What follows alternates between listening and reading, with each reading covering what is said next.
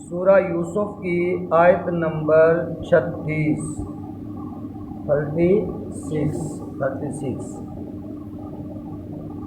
وَدَخَلَ مَعَهُ السِّجْنَ فَتَيَّانِ، اور داخل ہوئے یوسف علیہ السلام کے ساتھ السجنہ، بولو قید خانہ میں، فتیان دو نوجوان، فتیان دو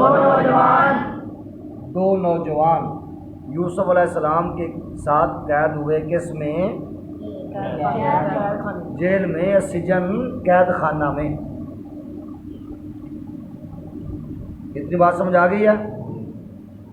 یہ جو دو تھے نا، ان میں سے ایک مصر کے وزیر اعظم یا شاہ اعظم جو بڑا تھا، ولید بن نروان، اس کا اسے کیا کہتے ہیں، اسے خان سامہ تھا۔ خان سامہ اس کو کہتے ہیں کھانا بنانے والے کو، باورچی تھا اس کا، کوک تھا اس کا، شیف تھا اس کا۔ اب سمجھ آ گئی؟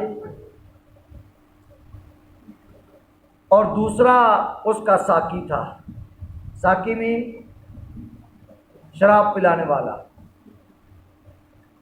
سمجھا گئی؟ ایک اس کا کک تھا، دوسرا اس کا ساقی تھا۔ ان دونوں پر یہ الزام تھا کہ انہوں نے بادشاہ کو زہر دینا چاہا۔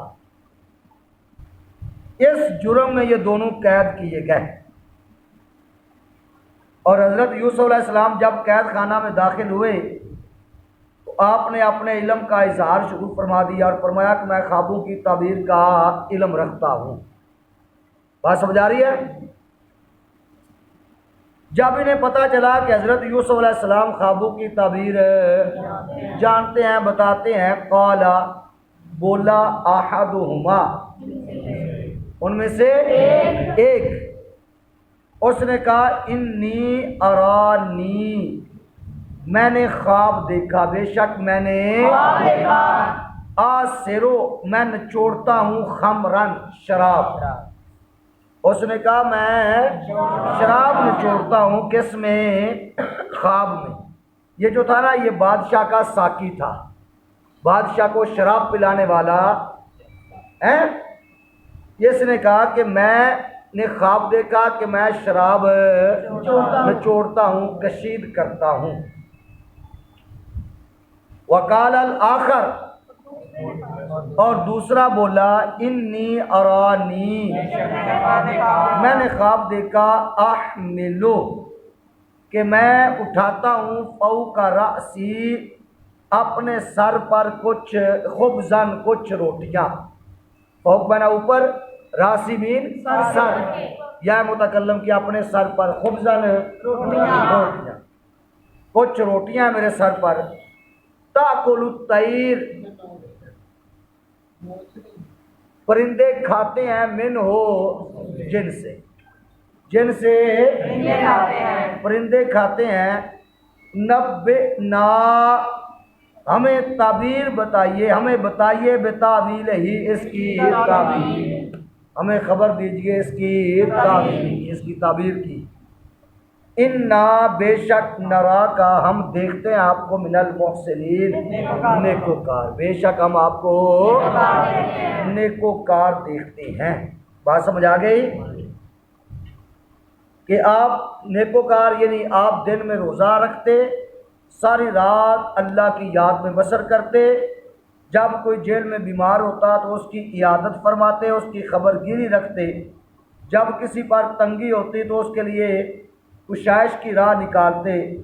حضرت یوسف علیہ السلام نے ان کے تعبیر دینے سے پہلے اپنے معجزے کا اظہار اور توحید کی دعوت شروع کر دی، اور یہ ظاہر فرما دیا کہ علم میں آپ کا درجہ اس سے زیادہ ہے جتنا وہ لوگ آپ کی نسبت اعتقاد رکھتے ہیں، کیونکہ علم تعبیر ظن پر مبنی ہے، یعنی یہ اتھینٹک نہیں ہوتا، لوگ یہی سمجھتے ہیں نا۔ اس لیے آپ نے چاہا کہ انہیں ظاہر فرما دیں کہ آپ غیب کی یقینی خبریں دینے پر قدرت رکھتے ہیں، اور اس سے مخلوق عاجز ہے۔ جس کو اللہ نے غیبی علوم عطا فرمائے ہوں اس کے نزدیک خواب کی تعبیر کی کیا بات ہے، کیا حیثیت ہے۔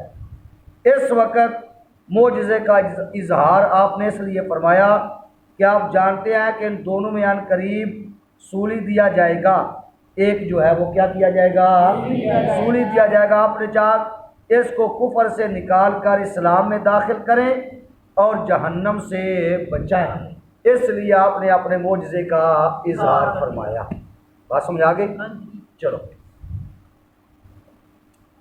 قال آپ نے فرمایا لا یأتیکما طعام ترزقانہ، لا یاتی نہیں آئے گا کما تم دونوں کے پاس، تم دونوں کے پاس نہیں آئے گا، طعام وہ کھانا،